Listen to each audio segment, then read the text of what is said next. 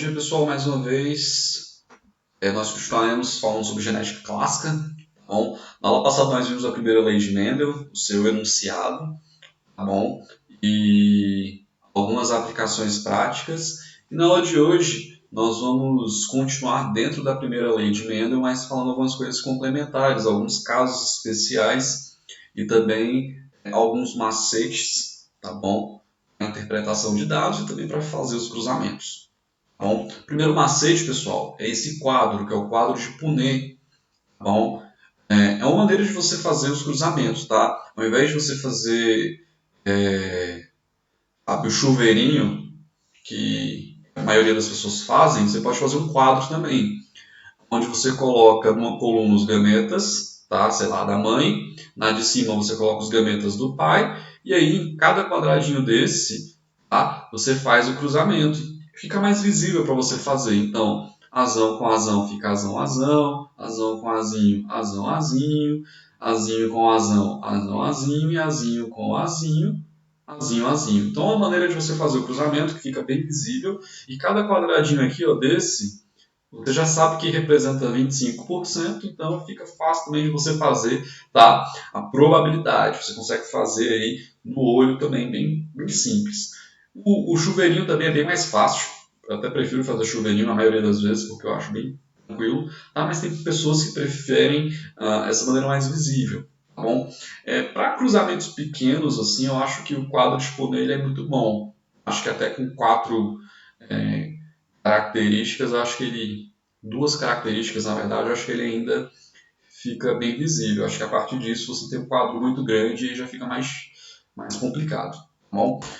Uma outra coisa também, pessoal, que nós temos que falar é sobre heredograma. Heredograma, pessoal, é uma maneira de você expressar aí uma história genética, uma história hereditária de uma família X, tá? Então você tem uma família e você analisa essa história deles através de um esquema, e esse esquema é o heredograma. Bom, e essa imagem aqui, ela representa a legenda, né, que é utilizada nesses heredogramas. Então, por exemplo, mulher é geralmente representada por um círculo, homem é representado por um quadrado, tá bom? Se a mulher for afetada por alguma anomalia ou por algum gene ou por algum alelo que estamos estudando, você marca essa bolinha. Se o homem for afetado, ele tem o quadradinho marcado também. Se forem heterozigóticos para um caráter autossômico, o heterozigoto é aquele que tem um alelo dominante e um alelo recessivo, ou seja, dois alelos diferentes, tá bom? E se eles forem heterozigóticos, eles vão ter aí, tá, metade pintada e metade não pintada. Caráter autossômico, interessante, pessoal. O que é um caráter autossômico? Uma característica autossômica. É aquela característica que é encontrada nos cromossomos não sexuais. Nós sabemos que a espécie humana possui 23 pares de cromossomos, ou seja, 46 cromossomos, que são divididos em 23 pares. Do par 1 até o par 22, nós temos aí os cromossomos que chamamos de cromossomos autossômicos, que são os cromossomos não sexuais, tá bom? Então, do par 1 ao par 22, nós temos esses cromossomos autossômicos, onde nós vamos ter o quê? Os alelos autossômicos, os genes autossômicos, que eles vão estar aí tanto em mulheres como homens normalmente, tá bom? Agora, os caracteres que estiverem ali no par 23, eles não são autossômicos, agora eles são caracteres sexuais, tá? É uma herança ligada ao sexo, tudo bem? Então, heterozigóticos para um caráter autossômico, ele é pintado aí, tá? Metade preto, metade branco. Os mortos são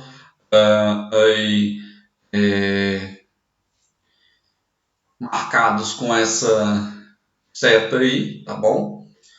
Com essa foicezinha aí, sei lá, da guilhotina, foram guilhotinados. Bom, esse losango aqui, pessoal, é quando você não sabe, tá?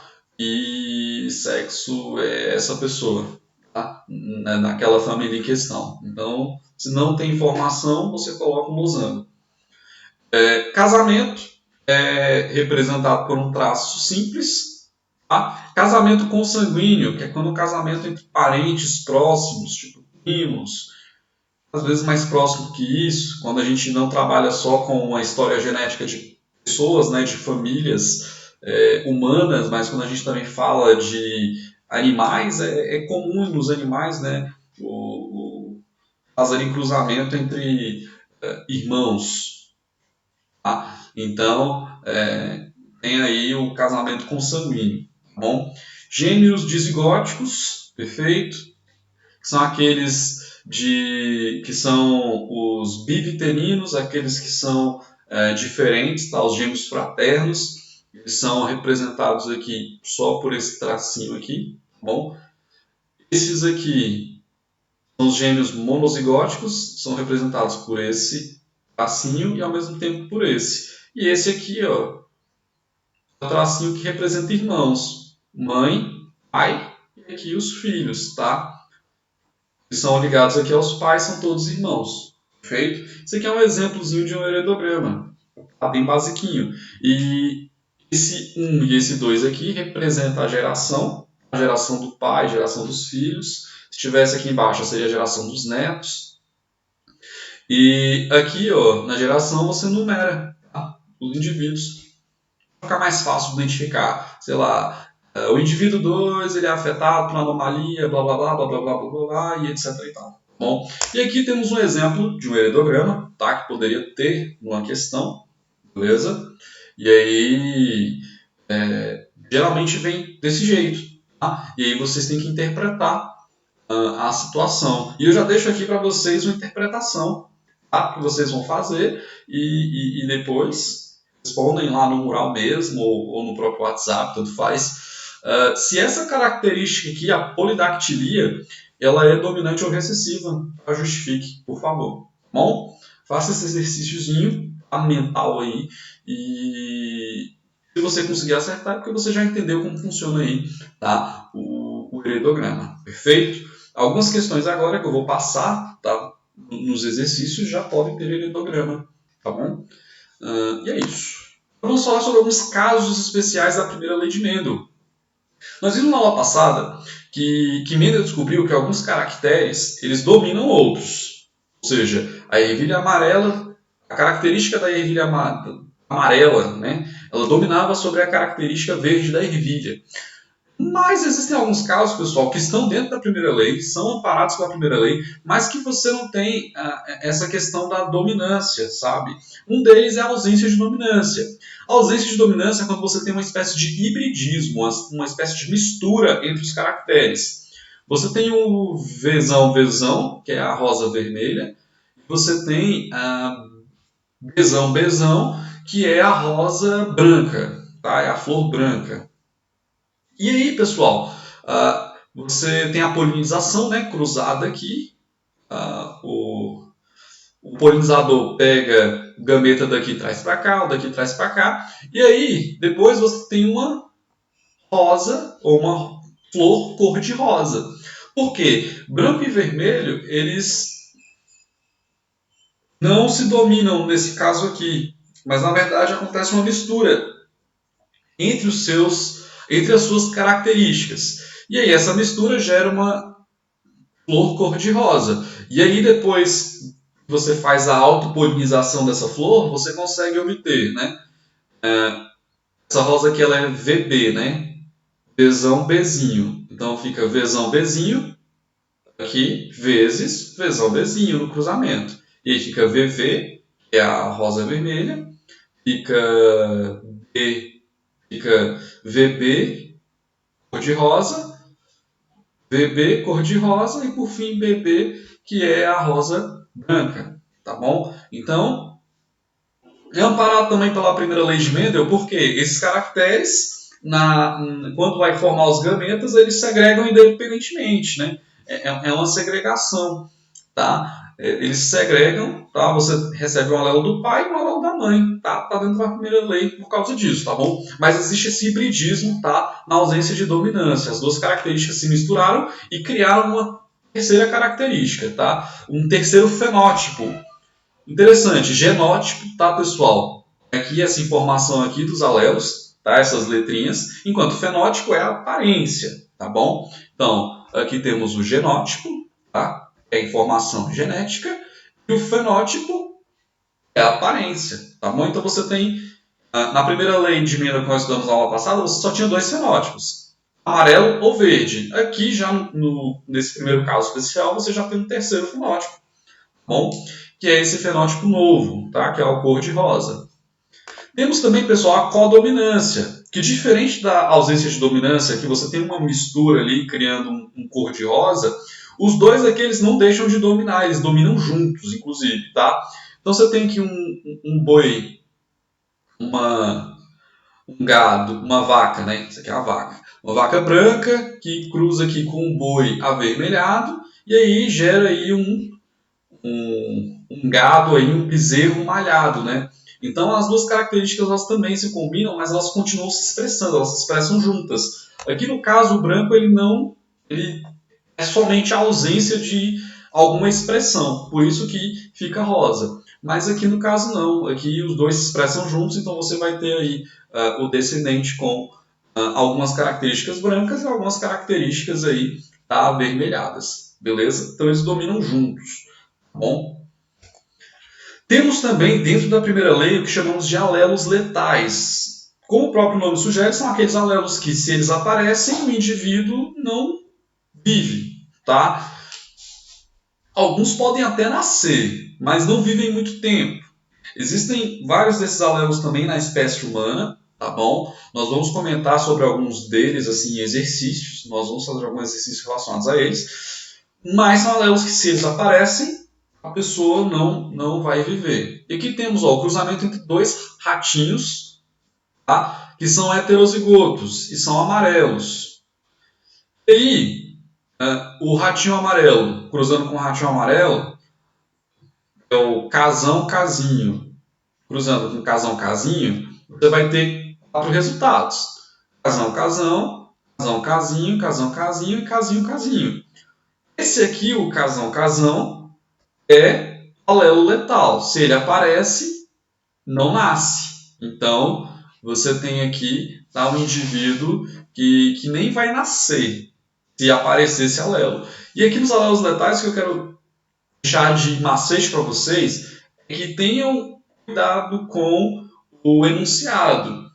Porque se no enunciado dizer que esse alelo letal mata antes de nascer, isso pode mudar toda a sua interpretação da probabilidade, tá bom? Por exemplo, se você pegar os indivíduos aqui que podem nascer, você tem o quê? 1, 2, 3. Então, 2/3 são amarelos e 1 é agouti. E não aqui, ó, 2/4, 1/4, 1/4. Não, porque você nem considera esse embrião aqui, tá? Porque ele nem chega a nascer, então ele nem entra para a probabilidade nossa aqui. Tá bom? Então tomem cuidado com os enunciados, tá? De alelos letais. Se o indivíduo chega a nascer ou não chega a nascer, se ele consegue chegar à idade reprodutiva ou não. Geralmente não se chega à idade reprodutiva, tá? Acho que nunca chega à idade reprodutiva, quase nunca. E os que nem chegam à idade reprodutiva são aqueles que já morrem antes de nascer ou morrem ali crianças. Acho que só tem uma anomalia ou outra que o indivíduo ainda consegue chegar à idade reprodutiva, tá bom? Então esses são os alelos letais. E ainda temos os alelos múltiplos. Para complicar um tiquinho aqui, pessoal. Isso aqui é o caso clássico, que é a pelagem dos coelhos. Então, você tem aqui o genótipo, pessoal. Czão, ou C, apenas o C, né? CC, aí CCH, CC, só o H, e o Czão com o C com A. Pessoal, aqui é o seguinte. O que acontece nos alelos múltiplos? Vocês também observam aqui. Você tem aqui uma relação de hierarquia. Uma relação de que um domina o outro domina o outro, que domina o outro, e aí esse último é dominado por todos, que é o caso aqui do albino, que é o C, que aqui é representado por Czinho, e aqui é representado por CA. Eu prefiro utilizar o A, pessoal, porque fica mais fácil para eu diferenciar. Tá? Às vezes você esquece e faz um C ali de qualquer jeito, né? Fazendo ali rápido, e pode cometer um erro, né? Então eu prefiro já deixar o Azinho, que eu já consigo bater o olho e saber, não, esse aqui é o albino. Mas aqui você tem essa relação. O chinchila é esse que tem o CHzinho em cima. O Himalaia é esse que tem um H. E o albino é o que tem um Azinho ou só o Czinho mesmo, tá? Minúsculo. Enquanto o cinzento aqui, que é o selvagem, ou agouti, é esse que tem o caráter dominante, né? É o Czão. Tá? Se o Czão aparecer, o bicho vai ser selvagem ou agouti. E aí como é que acontece? O caráter Czão domina o Czinho CH, o Czinho CH domina o CH, e aí o albino é dominado por todos. O Himalaia é dominado pelo chinchila e pelo cinzento. E o chinchila é dominado pelo cinzento, enquanto esse aqui domina sobre todos, tá bom? E aqui eu representei um cruzamento, tá? Em que eu peguei um Czão CA, tá? Que é um coelho selvagem, cruzando aqui com um chinchila, tá? Mas que tem aqui um alelo aqui do Himalaia, mas é chinchila. Eu obtive aqui um selvagem, outro selvagem, tá bom? Um chinchila e um Himalaia. Então é mais ou menos assim que funcionam os cruzamentos. E aqui, pessoal, é importante que vocês estejam sempre pontuando essas informações aqui de cima, esses detalhezinhos aqui do genótipo, tá? Se tem o CHzinho em cima, chinchila. Se tem o Hzinho, o Himalaia. Se tem o Azinho em cima, albino. Eu prefiro colocar o Azinho em cima porque eu sei, tá? Eu não vou confundir isso aqui com o Czão, tá? Ali no caderno, tá bom? Então eu sempre coloco o Azinho da mesma maneira que está aqui, beleza? Então, aqui é importante nos alalos múltiplos você entender que existe uma relação de hierarquia. Tá? Selvagem domina todos, chinchila domina Himalaia e albino, Himalaia domina albino, e albino é dominado por todos, ele é recessivo com relação a todos. Feito? Entendendo isso, fica tranquilo, tá? De você fazerem os cruzamentos, tá? Em relação aos alelos múltiplos, tudo bem? Então, pessoal, qualquer dúvida, tá, que vocês tiverem aí, podem utilizar o mural, podem utilizar o WhatsApp, assim como vocês também podem utilizar os comentários do YouTube. Então, até mais, tá? Tchau, tchau.